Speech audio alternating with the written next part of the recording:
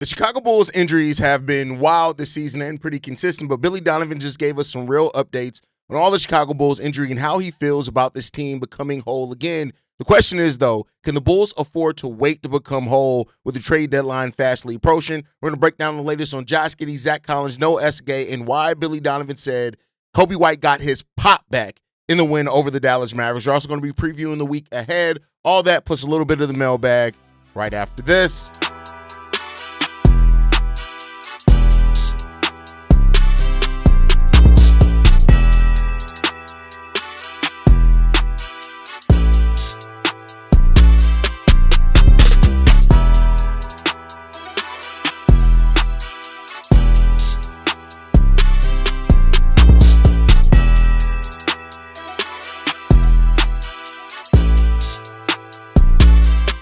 What's going on, Bulls fans? Welcome to another episode of Chicago Bulls Central, your number one spot for everything Chicago Bulls related. I'm the host, Eric Hayes, but more importantly, you guys can follow the channel at Bulls Central Pod on every social media platform we happen to be on. With that said, let's go ahead and get into this content for today. Y'all want to start off with a quote from Billy Donovan where he said this: "I'm hopeful we can get whole at some point, but we just have to go forward. The games are going to keep coming, and we've got to work with what we've got and try to get these guys to compete and keep playing together and try to grow with the group we have." Now, those are great words from Billy Donovan and true words, right? Like, the fact of the matter is that nobody's going to be slowing down for you because you have injuries. The games don't stop. Nothing. You did get a little bit of a reprieve against the Miami Heat, to get back healthy before that game gets put back on the schedule. But at the end of the day, injuries are something that happens, and you have to have the next man up mentality. But there's no doubt about it that the Bulls and the injuries that they've had over the season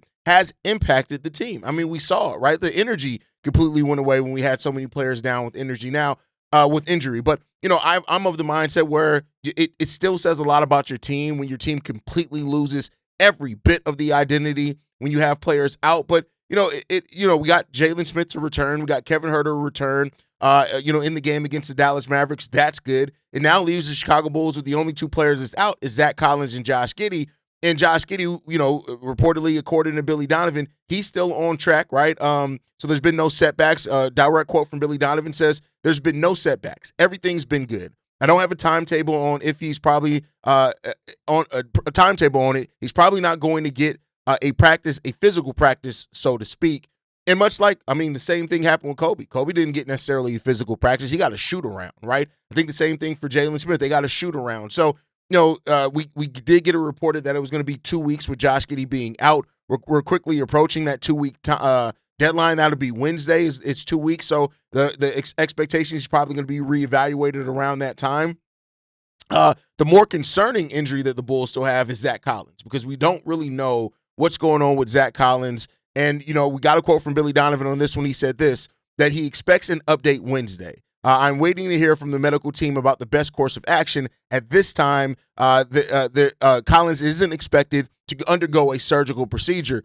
But, we talked about it before, like there is this kind of thing going on with this toe to where it's not really, it's not at the place they want it to be at. They're still kind of unsure on exactly what the course of action is there. But apparently he's going to be reevaluated on Wednesday too. So we could be having an answer on Josh Giddey. Josh Giddey could be making his return back to the basketball court on Wednesday. And we could get an update kind of on a more kind of timeline for Zach Collins. But listen, the Bulls have been missing a number of players. In total, at least 8 Chicago Bulls players have found themselves on the injury list this season. And that's just the reality of it. Now, the Bulls are 18-20 on the season. They're 2 games below 500. But we've had 8 major injuries to players that have left them out for a few games or so. And that's just, listen, at some point, it's just the way your season's going to go. The Bulls are going to, there's no way to get those injuries back. And sometimes when you catch the rhythm, the Bears went through it, for example, where, sometimes the team just gets into that space where you just don't have injury luck. And that seems to be what's happening for the Bulls. But throughout all of that, they still got to find out what's going on with this team. We'll talk about that a little bit here in a second. But I do want to talk about Billy Donovan and his comments on Coby White's return. Coby White returned against the Dallas Mavs. He led all scorers with 22 points. He grabbed 4 rebounds as well. He did go 2 minutes over his 25-minute restriction, which he played almost 28 minutes. It's 27 minutes and 59 seconds. But Billy Donovan talked about Coby White having his pop back, saying this: I thought in the second half he had his pop back. He looked explosive. He went to spots. Really was really good in transition. I thought he was defending. I thought he looked good physically. He's been trying to work to get his body feeling like it normally does. And Coby talked about that too. How the injuries, the calf injury that left him out at the start of the season for a month. Then the other calf got hurt, left him out for a couple of games. And he re-injured the original calf, which left him out for a week. Right, so Coby's talked about how with all the injuries, he hasn't felt like he's really gotten himself in rhythm yet. I think that's evident by his three-point shooting numbers. It's the worst of his career so far. Of course, you like to think that some regression to the mean is going to happen for Coby White. He's going to get back to where he is. But, here's the thing that I want to talk about, right? And I know this is going to piss off some people because they're going to try to take it into something else. I want to be very specific here, right? In no way am I saying that Coby White should be untouchable. I just want to make that clear. There is no player that should be untouchable. But some of y'all take that and then think that means that you just need to take whatever deal you get for a player. Some of you guys started off this season with the thought process that, oh my God, Coby White's out. If we win without Coby White, that means that we don't need to keep him. We don't have to pay him the reported $30 million. We got to move. And then that's involved too. We got to move Coby. Here's the thing that I want to talk to you guys about, right? It's easy just to say to let a player walk. It's harder to say, all right, who's going to replace what that player brings? And don't give no general, we could just go sign a player that can score 20 points. Okay, cool. Name that player that then is going to come to the Chicago Bulls. Name that. It's not as simple as you just move off of a player because, again, you feel like just because a player is, quote unquote, should not be untouchable does not mean that every deal for them is a good deal. And like I said, most of you guys have come with dumbass logic, just to be frank, in regards to Coby White and the player that he is. Anybody who thinks that Coby White is just Zach LaVine, you're stupid. I'm just going to be 100% honest with you. You are basketball remedial if you really do think that. And that's not to say that Coby is some amazing defender. He's not. Coby's grown as an on-ball defender. Absolutely. I think on average on the season, he's holding players that he defends to, I think now it's 3% less than their overall field goal shooting percentage. That's not a lockdown defender by any stretch of the imagination, but you know what that is? That is a player that's taken huge strides defensively as an on-ball defender. Coby White's problem is pick-and-roll defense, not on-ball defense. It's pick-and-roll defense. And some don't actually watch games to know the difference between the two of those, right? So it's not about Coby should be untouchable. No player should be untouchable unless they're a true superstar. And as we've seen, even that doesn't make you untouchable depending on the situation and where the team is, right? But it's still at the same time is that, and I don't know if it's a mix between people still, wanting to find the Bulls a way to tank and get better draft picks, which isn't the focus of this team, but it's not as simple as just replacing a player, right? And it's not as simple as, oh my God, this player has a flaw. That means every player has a flaw. Even the greats, LeBron has a flaw. My MJ had flaws. They had flaws in their games, right? And Kobe's definitely not on the level, so of course he has flaws as a player. The simple fact of the matter is that a lot of you guys are doing exactly what you did at the start of the 2021 season, where everybody was so convinced that Coby White needed to be traded to go out there and get the big that we had, and then look at the player he ended up turning into. Kobe's 25 years old. He's never been in a situation where he's came into the same role he had in the prior season. He just hasn't. Now, that was supposed to be this season, but his injury affected that, right? And so there's an effect in that. Now, the $30 million aspect of it, I get it. I do think, again, some people make dumbass comparisons to Zach LaVine's contract situation, which is not the same. Zach LaVine was making over 40, and the Bulls had several players making over 20 million at that point in time, and it restricted the Bulls. The Bulls have enough cap space now. If they're smart enough about how they structure their deals, it's not going to nearly put them in the same position as a Zach LaVine. And then again, Coby White's a more consistent rebounder. Coby White creates more points off assists than Zach LaVine ever did. He's way more consistent than that. Yes, Coby has a turnover problem. We know that. That is there, and that is one of his flaws as well. As far as the streakiness, last season was his least streaky season. This season he's been back streaky, of course, because of the injury. So Coby still has a lot to prove as well if he's going to want trust from the fan base. No doubt about that, right? But this thought process that many people came into the season that no matter what, they were going to blame the Bulls losing and winning on Coby, which, again, keep in mind, the Bulls actually have a better win percentage with Coby on the court than Coby off the court, but people don't really want to hear the facts in that. But every deal for Coby's not a good deal. And if the Bulls are going to make a move, it has to be something that, to me, it either stacks the deck for them as far as it gives them a future asset that's meaningful, or it improves their team overall with, like this is what I said, getting a big back or something like that. It has to happen in that type of case to make the most sense for the Chicago Bulls. But anybody who comes in and says we have to trade Coby, that just says it, and then when you ask them, to actually flesh out their ideas, if they rely on comparisons, those are people who probably aren't very smart basketball people, and probably people who already had the thought process that, oh, we just need to trade Coby White because of reasons, right? But I will say this, right, and this gets us to the next topic. Even though the Bulls have not been whole, and that's a quote from Billy Donovan, they have not been whole, it's still not an excuse to sit on your hands. The Bulls cannot wait for everyone to be healthy to start making decisions about how they want to shape the future of this roster.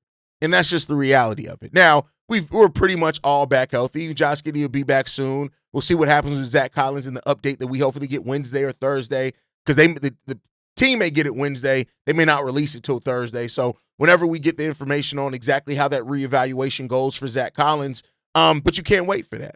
The trade deadline is less than a month away, which means that we're going to start seeing chips. Well, we already saw with Trae Young start falling, and so the Bulls have to make a decision. Yeah, the Bulls, I think, are 5-2 when we have everyone healthy. When everybody healthy, minus Noa Essengue, is healthy, I think the Bulls are 5-2 on the season. A small sample size, but it shows that maybe there's some there. I don't have the exact opponents in front of me, but here's the thing. With 7 players on the roster on expiring contracts, all your first-round picks, and a trade deadline to where players are seemingly going to be available, decent players are going to be available, you cannot stand still until your team's fully healthy and use it as, well, we wanted to evaluate the roster fully healthy, so that's why we set out the trade deadline. Now, do I expect to hear that response from AK? Abso-fucking-lutely. I expect to hear that response from AK. I would like to think February 5th, I can't remember what time the trade deadline is, but let's just say around 4 or 5 p.m., we're going to get a press conference from Arturas, and he's going to say, well, you know what? We felt really confident about what we saw from this team when they were fully healthy, so then we decided that we're just going to ride out and we want to give this team, this group, an opportunity to show what they can do to end the season. We'll make decisions in the offseason. Here's the thing. While I've said that it's gross negligence to have $90 million in expiring contracts, another $20 million in trade exceptions, all your first-round picks, now a disabled player exception for Noa Essengue, I do think it's malpractice to let all that happen and not to do or have all those tools at your disposal and do nothing at the trade deadline.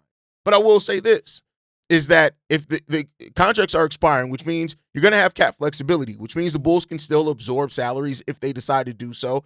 They can still do sign-in trades with some of their expiring contracts, the veterans, to help them facilitate them going to a new team. So there still is some options for them to still be active, even if they just let the expirings expire. But I would like to see a more aggressive approach from AK. I don't think that we're going to get it. I would just like to see a more aggressive approach from this Bulls front office and actually solving some of the Bulls' biggest issues. But you got to have those players that are available on the trade deadline as well, or on the trade market as well. And that's something that we're still gauging exactly how that's going to go. With this market, with the Bulls specifically, all that type of stuff, how teams are rating the Bulls picks and all that type of stuff. Those pictures start becoming a little bit more clear as the season goes on. So I guess we'll see what happens in that standpoint. The Portland pick could be another one that could legitimately be a weapon for the Bulls, because the Portland's Trailblazers right now are 9th in the Western Conference. Even if they finish in the play-in this year and don't make the playoffs, they're starting to, like, that pick, we have until 2028. There's a pretty good chance the Portland Trailblazers, if they keep making smart moves, which they have, do become a playoff team. Between them, we don't need them to win a playoff series. They can get swept. We just need them to make the playoffs so we can get that pick. But I still think, like, the Bulls have to start evaluating some serious things. And that means also looking around the league at what some other teams around you are going to do as well and trying to future forecast that. And that's where we haven't always been necessarily the best at. We'll see if we can prove in that in this trade deadline, and we'll see what the Bulls got in store for us. But like I always say, and I keep saying, the most likely scenario is that the Bulls do nothing, and I guess we'll see. All right, I want to look ahead in the week for the Chicago Bulls before we dive into the mailbag a little bit. The Bulls have 4 games on their schedule this week. Tuesday, we take on the Houston Rockets, which are 22-14 on the season. They're 7th in the Western Conference, which is crazy enough because I think they'd be like the 5th seed with that record in the East, right? But the Houston Rockets are undoubtedly a good basketball team. They are a really good basketball team. They are a tough basketball team on both sides of the ball. That's going to be a really nice test for the Bulls. Again, close to fully healthy. We could maybe have some, if Josh Giddey is ahead of schedule, maybe you can have Josh Giddey back by then, but it's unlikely to happen, right? But that comes tomorrow. That's on Tuesday for the Chicago Bulls. They take on the Houston Rockets. The Rockets are 9th defensively and 4th offensively on the season, and they are the number 1 offensive rebounding team in the entirety of the NBA. That's going to be a tough matchup for the Bulls. But then the Bulls have two more opponents, well, 3 games, 2 opponents to end the week that are winnable games. Well, any game's winnable for the Bulls technically because they've shown they can compete against some of the best teams. Just don't do it consistently, right? But they take on the 13-25 Utah Jazz, which is clearly are in a tank on Wednesday. And then Friday and Sunday, we take on the Brooklyn Nets, who as of right now, as of this recording, are 11-25 on the season. Now, I would love to say that gives me some confidence that the Bulls can come out of this week with a 3-win week, win the week, right? That's what we always say about this team. Can you win the week? And if the Bulls can win the week, that puts them at 500. If they lose against the Houston Rockets, but then win against the Jazz and the 2 games against the Brooklyn Nets, the Bulls will be back at 500. Now, we know that this team has played down a level of competition. They've been beat by teams like the Brooklyn Nets and the Utah Jazz, so you can't even take that for granted, right? But this is a week where I would love to see the Chicago Bulls really show some fire this week. You are close to fully healthy. Josh Giddey could return by the end of the week. I want to see this team play with some fire this week. I want to see what you got this week. Win the week this week. I haven't said that in a long time because of how up and down the injuries have been, but win the week. Go 3-1 this week. If you go 3-1, you're at 500. You're heading into the end of January at that point, and we'll see what happens with that, right? And definitely, next week, we're talking about now, but next week, we got Derrick Rose jersey retirement week. I definitely want the Bulls to win that game too, but that's against the Boston Celtics. But can the Bulls take care of business this week? We shall see. This is going to be an interesting week of basketball for the Bulls, and nothing can be taken lightly, and we'll see what the team leaves out there on the court. Let's go ahead and get into the 2 voicemails we got for today. This one's from Jeremy. Hey, what's up, Hayes? It's your boy Jeremy in Oklahoma.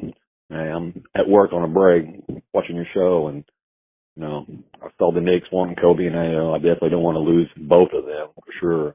I definitely want the special team, but I don't want to lose both of them. If I had to lose one, it'd probably be Coby. I'd rather keep that Ayo myself. And then to touch on something real quick, Jerry, quit calling with your crazy as hell trade ideas, bro. We're not trading Giddey, and we sure the fucking trading Madison Noah. Are you out of your damn mind? I mean, bro, give it up. Stop. Walk away. All right? Put the pipe down, bro. All right? We're not trading Giddey. We're not trading Madison and Noah when we haven't even seen Noah's potential. You're out of your mind, bro. So just take a deep breath, all right? You might want to skip calling, okay? But other than that, bro, killing me. I spit my fucking shit everywhere at work when I heard that one. I mean, I had to pause it and call immediately because that's the funniest shit I've heard in a while. So, thank you, bro. Peace out. See red. Peace. Here's the thing. The Bulls don't have to lose anyone, right? And I think that's the key in all this. They don't have to. They have the cap space to keep everyone. But then again, like I said, the Bulls could very well look at it and say, who wants to pay $90 million for a backcourt that doesn't even get us a playoff win? And I can't blame the Bulls if that ends up being the case, right? But I do think that there are some people, like I said earlier in the episode, that just came into the season with the thought process that we have to trade Coby and are grasping on to anything that they can that can prove that, because that was the narrative, their chosen narrative at the start of the season. And that is them, right? It is what it is, right? They came up with that narrative before the season started because Coby was hurt, XYZ. But I'm never mad at this team for making smart moves. We just got to see if the Bulls and AK is going to do it. But the thought process of we just got to move Coby, no, I can't get with that. Personally, I can't get with that because I think that puts you in a situation where you aren't really taking an evaluation of the actual situation and who you can to replace that. You're just looking at the hope. Now, maybe between Ayo's growth and Modest's growth, the Bulls do feel confident in moving on from Coby White. And if they do that, and that puts Ayo and Modest in more of a premier situation on this team, and it ends up working out, right? But we just got to see what's going to happen with this team and how they're going to grow, and we shall see. All right, let's get into the next one, the last voicemail for today. This one's from Jerry. Hey, what's up, Hayes? This is Jerry, first-time caller. You know me as Jerry M06. I've been watching your show probably for over 3 years now, and I always comment on shows. Anyways, I think if Knicks or whoever team is calling for Coby, I think we should do it. To me, I think the only untouchables on this team are Giddey and Modest.